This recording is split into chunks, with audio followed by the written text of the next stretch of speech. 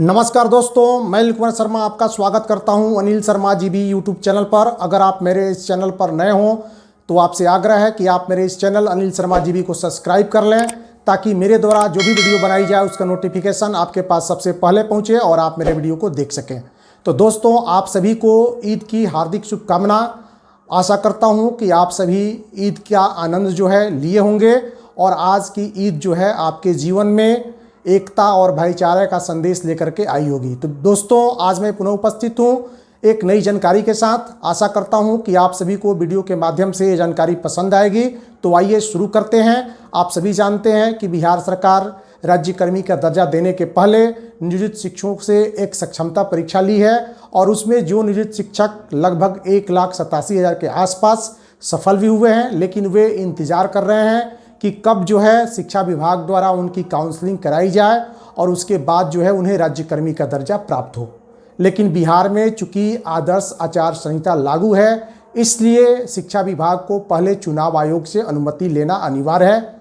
साथ ही साथ मैं आपको बता दूं कि बहुत सारे नियोजित शिक्षक इस सक्षमता परीक्षा में भाग नहीं लिए थे, लेकिन उनके द्वारा एक रीट याचिका पटना हाई कोर्ट में दायर की गई थी और इसको लेकर के वे नियोजित शिक्षक संगठन सुप्रीम कोर्ट भी गए थे और सुप्रीम कोर्ट में सुनवाई होने के बाद सुप्रीम कोर्ट ने यह निर्देश दिया था कि आप जो है पटना हाई कोर्ट में जाइए और वहां से अगर आपको उचित न्याय नहीं मिलता है तो आप मेरे पास आइएगा, तब आपकी बात जो है सुनी जाएगी।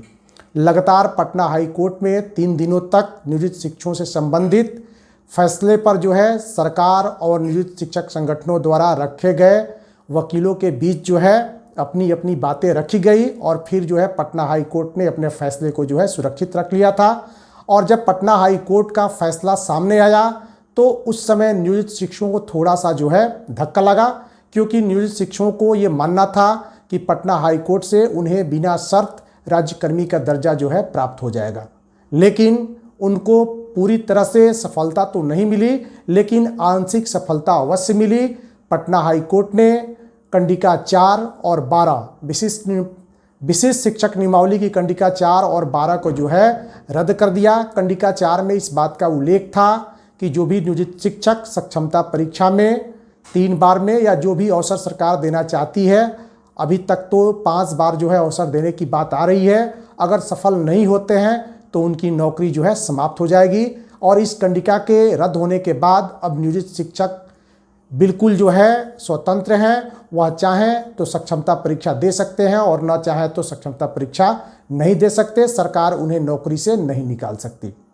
वहीं दूसरी तरफ पटना हाई कोर्ट ने यह भी आदेश बिहार सरकार को दिया था कि जो नियोजित शिक्षक सक्षमता परीक्षा में भाग नहीं लिए हैं उन्हें आप जो है प्रोन्नति दें, क्योंकि पदोन्नति का मामला जो है बहुत दिनों से शिक्षा विभाग में लटका हुआ है। बहुत सारे नियोजित शिक्षक 20 साल 22 साल से जो है नियोजित शिक्षक के रूप में कार्य कर रहे हैं, लेकिन उन्हें 8 वर्ष 12 वर्ष के बाद जो है पदोन्नति का लाभ जो है मिल जाना चाहिए। जो नियोजित शिक्षक बेसिक ग्रेड में हैं उन्हें जो है स्नातक ग्रेड का फ़ायदा मिलना चाहिए और स्नातक ग्रेड वाले जो नियोजित शिक्षक हैं उन्हें प्रधानाध्यापक के पद पर अब तक होना चाहिए। लेकिन सरकार की लेट लतीफ़ी के कारण अभी तक नियोजित शिक्षक जहां हैं वहीं अटके हुए हैं।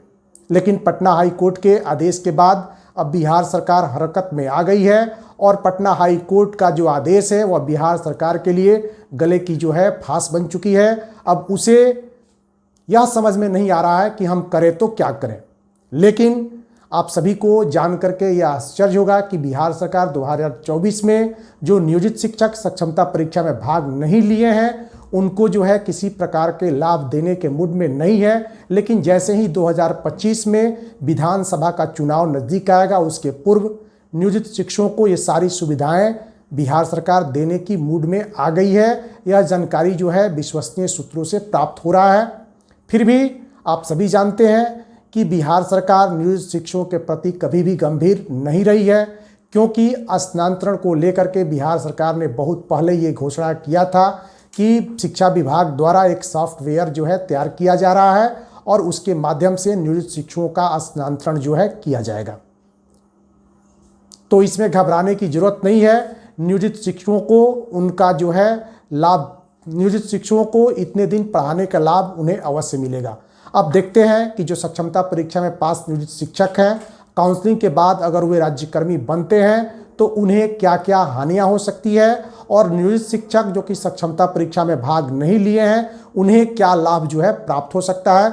तो पहले हम वैसे नियोजित शिक्षकों के बारे में चर्चा करेंगे जिन्होंने सक्षमता परीक्षा में भाग नहीं लिया है और वे संगठन के साथ हैं, या चाहे उनकी कोई भी मजबूरी हो वो सक्षमता परीक्षा में नहीं बैठे हैं।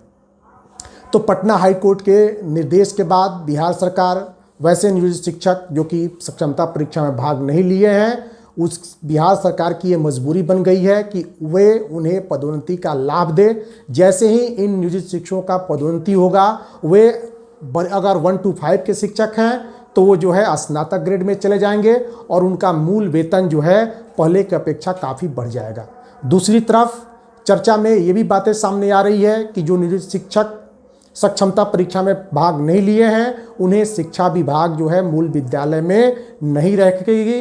हालांकि उनका भी ट्रांसफ़र करने का जो है या फिर उनका स्थानांतरण जो है करने का भविष्य में बिहार सरकार जो है विचार रखती है। तो इससे कोई फर्क पड़ने वाला नहीं है, क्योंकि अगर नियोजित शिक्षकों का ट्रांसफ़र या स्थानांतरण होता है तो प्रखंड शिक्षक जो हैं वे ज़्यादा से ज़्यादा अपने प्रखंड में ही जो है ट्रांसफ़र किए जाएंगे, स्थानांतरण किए जाएंगे। और जो नियोजन इकाई पंचायत शिक्षक हैं उनका भी जो है स्थानांतरण उनके पंचायत के किसी दूसरे विद्यालय में ही किया जा सकता है, और यही जो है वैधानिक स्थिति है। जबकि विशिष्ट शिक्षक इनका एक नया कैडर बनने वाला है और ये जो है जिला संवर्ग के शिक्षक कहलाएंगे। अतः इनका ट्रांसफ़र जो है जिले के किसी भी विद्यालय में किया जा सकता है। तो इनके सामने ये समस्या जो है आ सकती है कि इन्हें मूल विद्यालय से काफ़ी दूर दूसरे विद्यालय में भेजा सकता है। इसमें जो है दूसरी फ़ायदा नियोजित शिक्षक जो कि सक्षमता परीक्षा में पास हुए हैं उनको ये होने वाला है कि उनको ईपीएफ की जगह जो है एनपीएस का लाभ जो है प्राप्त होगा। लेकिन भविष्य में अगर देखा जाए तो हमारे वैसे नियोजित शिक्षक जो कि सक्षमता परीक्षा में भाग नहीं लिए हैं, अगर उनकी प्रोन्नति जो है बड़ी है, उनकी जो है पदोन्नति अगर बेसिक ग्रेड से स्नातक ग्रेड में हो जाती है तो निश्चित रूप से वे सक्षमता पास नियोजित शिक्षकों से वेतन के मामले में ज़्यादा वेतन प्राप्त करेंगे और वे सक्षमता परीक्षा पास नियोजित शिक्षकों से वरीय होंगे। वहीं दूसरी तरफ जो सक्षमता परीक्षा पास नियोजित शिक्षक हैं अगर विद्यालय में योगदान करते हैं तो उन्हें पदोन्नति का लाभ जो है उनके 8 साल सेवा जो है करने के बाद प्राप्त होगा। और साथ ही साथ विशेष शिक्षक नियमावली में इस बात का जो है स्पष्ट जो है निर्देश है कि अगर उस समय रिक्तियां अगर बची रहेंगी तब जो है बेसिक ग्रेड के जो शिक्षक हैं उनका पदोन्नति कर जो है स्नातक ग्रेड में भेजा जाएगा। तो यहाँ पर जो है सरकार कहीं ना कहीं जो है झोल मोल की जो है राजनीति कर रही है। उस समय बिहार सरकार या शिक्षा विभाग यह भी कर सकता है कि हमारे पास स्नातक ग्रेड में जो है किसी प्रकार की रिक्तियां अभी नहीं है, इसलिए हम जो है बेसिक ग्रेड के शिक्षकों का स्थानांतरण जो है स्नातक ग्रेड में करने में असमर्थ है। तो ये सारी बातें जो है जानने के बाद स्पष्ट रूप से जो बातें सामने निकल करके आ रही है वह यह है कि जो नियोजित शिक्षक सक्षमता परीक्षा में भाग नहीं लिए हैं, अगर कोर्ट के आदेश का अनुपालन अगर बिहार सरकार करती है तो निश्चित रूप से नियोजित शिक्षक जो कि सक्षमता परीक्षा में भाग नहीं लिए हैं वे विशिष्ट शिक्षक से वरीय होंगे। वेतन के मामले में उनका वेतन जो है विशिष्ट शिक्षक से ज़्यादा होगा और साथ ही साथ उन्हें जो है पदोन्नति का लाभ और प्रधानाध्यापक बनने का अवसर तुरंत प्राप्त होने वाला है, जबकि विशिष्ट शिक्षक को यह लाभ जो है 8 साल इंतजार करने के बाद जो है मिलने वाला है। तो दोस्तों आशा करता हूं कि आप सभी को ये जानकारी पसंद आई होगी। अगर आपको ये जानकारी पसंद आई हो तो निश्चित रूप से आप इस वीडियो पर अपना मत जो है कमेंट के माध्यम से देने का कष्ट करें कि आपका इस पर क्या विचार है। क्या ऐसा हो सकता है कि बिहार सरकार जो नियोजित शिक्षक सक्षमता परीक्षा में भाग नहीं लिए हैं उन्हें जो है बहुत जल्द पदोन्नति और वेतन वृद्धि का लाभ जो है दे सकती है। तो फिर मिलते हैं किसी दूसरे वीडियो में, तब तक के लिए नमस्कार।